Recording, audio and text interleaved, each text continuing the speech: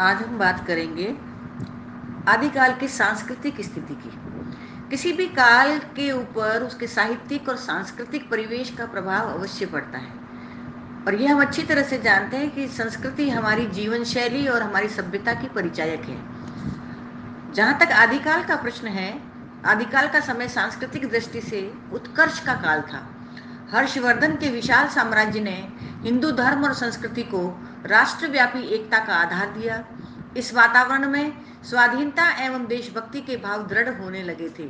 संगीत, चित्र, मूर्ति, स्थापत्य आदि कलाओं में सौंदर्य और संस्कृति के भाव स्पष्ट परिलक्षित होते थे। स्थापत्य के क्षेत्र में वैष्णव और जैन मंदिरों का निर्माण होना धार्मिक सद्भाव और समन्वय के आदर्श उदाहरण थे। संगीत, चित्र, मूर्ति, स्थापत्य आदि कलाओं में जातीय गौरव की भावना अभिव्यक्त हो रही थी। स्थापत्य के क्षेत्र में विशेष रूप से मंदिरों का निर्माण धार्मिक सद्भावना का द्योतक था। भुवनेश्वर, खजुराहो, पुरी, सोमनाथपुर, बेल्लोर, कांची, तंजौर आदि स्थानों पर अनेक भव्य मंदिर आदिकाल के प्रारंभिक समय में बनाए गए थे। आबू का जैन मंदिर, जो भारतीय स्थापत्य का बेजोड़ नमूना है, 11वीं शताब्दी की महत्वपूर्ण देन है। इस शताब्दी तक हर हिंदू के लिए उसका समस्त जीवन धार्मिक कर्तव्यों का प्रतिरूप था। उसका समस्त चरित्र धर्म भावना से प्रेरित रहता था। संगीत, मूर्ति, चित्र आदि कलाओं में भी वह धार्मिकता के ही अभिव्यंजना करता था। अल बरूनी भारतीय कलाओं में धार्मिक भावनाओं की ऐसी व्यापक अभिव्यक्ति देखकर चकित रह गए थे। उन्होंने लिखा, वे हिंदू कला के अत्यंत उच्च सोपान पर आरोहण कर चुके हैं। हमारे लोग जब उन्हें देखते हैं, यानी कि उनके मंदिरों को जब देखते हैं, तो आश्चर्यचकित रह जाते हैं। मैं उनका वर्णन ही नहीं कर सकता, यहाँ तक कि वह अवर्णनीय है और न वैसा निर्माण कहीं हो सकता है। महमूद गजनवी के लिए भारतीय कलाओं के ये श्रेष्ठ नमूने ईर्ष्या का विषय बन गए।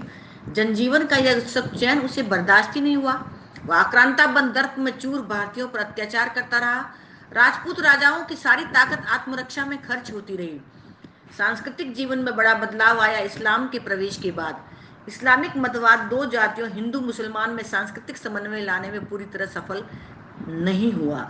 स्पष्टतः दो संस्कृतियां एक दूसरे के सामने मानसिक तनाव की स्थिति में खड़ी एक दूसरे को शंका की दृष्टि से देखती रही। आदिकाल में भारतीय संस्कृति का जो स्वरूप मिलता है, वह परंपरागत गौरव से विच्छिन्न तथा मुस्लिम संस्कृति के गहरे प्रभाव से निर्मित है। तत्कालीन जनजीवन के हर स्वरूप पर इस संस्कृति की व्यापक छाप मिलती है। उत्सव, मेले, परिधान, आहार, विवाह, मनोरंजन आदि सब में मुस्लिम रंग मिल गया। संगीत, चित्र, वास्तु और मूर्ति कलाओं पर एक ऐसा पर्दा मिलता है जिसके भीतर भारतीय परंपरा धीरे धीरे क्षय होती जा रही है। मुस्लिम मूर्ति भंजक थे। उनके मूर्ति पूजा विरोधी होने का दंड हिंदुओं को भुगतना पड़ा। आचार्य रामचंद्र शुक्ल ने तो स्पष्ट कहा है, देश में मुसलमानों का राज्य प्रतिष्ठित हो जाने पर हिंदू जनता के हृदय में गौरव, गर्व और उत्साह के लिए अवकाश ही नहीं रह गया था। उसके सामने ही उसके देव मंदिर गिराए जा रहे थे, मूर्तियां तोड़ी जा रही थी, पूज्य पुरुषों का अपमान किया जा रहा था और वे कुछ नहीं कर सकते थे।